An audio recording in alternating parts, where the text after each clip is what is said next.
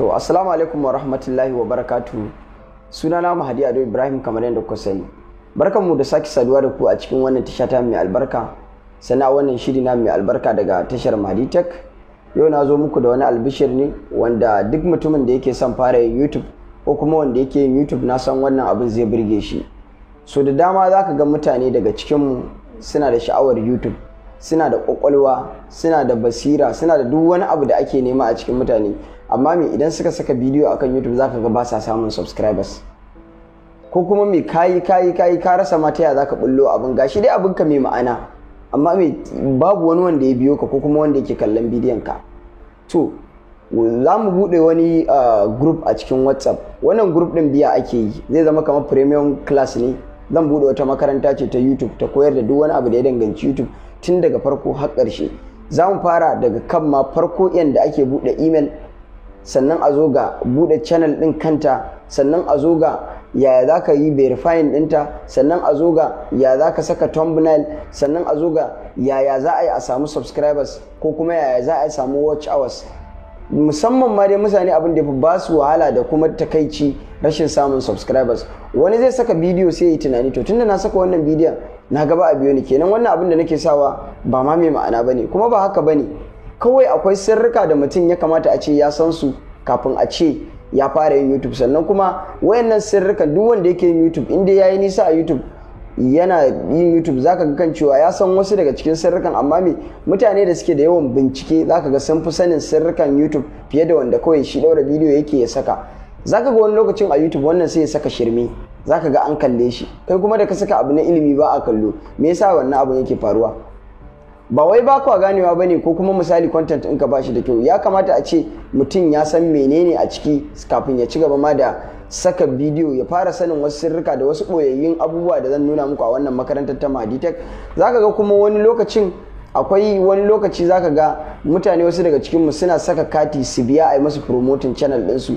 To duk wannan hanyar da zan nuna muku a wannan makarantar ta da zan bude ta YouTube channel za ta rage muku kashe kuɗi, sannan kuma kuɗin da za ku biya kowa zai biya naira 5,500 akan wannan group ɗin da zan bude. Saboda me duk abin da ka sani a cikin group ɗin da za a yi, duk abin da mutum bai gane ba za mu koyar da shi. Sannan kuma cikin wata ɗaya ko wata biyu insha Allah za ka samu subscribers 1,000 da ake magana ana ta nema. Wani ma idan Allah ya taimake shi ba a kaiwa subscribers, ba a kaiwa wata ɗaya ko wata biyu. Wani zai iya samun yau ko gobe kaga ya samu subscribers ɗin da ake nema 1,000 ko kuma 2,000. Idan kuka tsaya kuka dubi channel ɗin za ku ga wani lokacin muna saka tallillika na channel na siyarwa, amma ka taba tsaya ka yi tunani yaya muke samun wayannan abubuwa. Kuma wayannan subscribers ɗin namu na gaske ne, ba wai subscribers bane na wasa ko kuma a ce an yi amfani da wani abu an hada.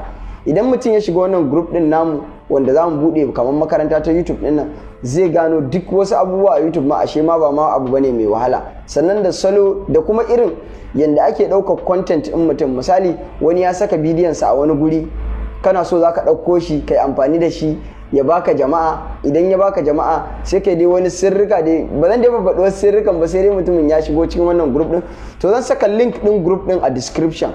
Duk wanda yake da sha'awar shiga wannan makarantar tawa ta koyar da YouTube, zan saka link din a description. Idan na saka kowa idan ya shiga zai iya shiga. Amma me ɗaya group din wanda ake koyar da wayannan abubuwan sai mutum ya biya, zan saka shi a wannan group din.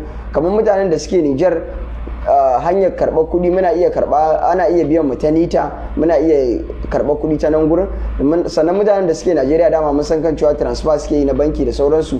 Sannan kuma zan saka muku duk wani abu da kuka sani akan YouTube da wasu sirrika da komai wanda kuke gani kan cewa kamar ba za ku iya yin YouTube ba. To idan kuka shiga wannan group din nawa za ku iya abubuwa da dama, har kuma wata ran wannan abin zai zama muku kamar hanyar cin abinci, kamar yadda ni ma yanzu na fito nake magana kan cewa zan bude group za a biya ni.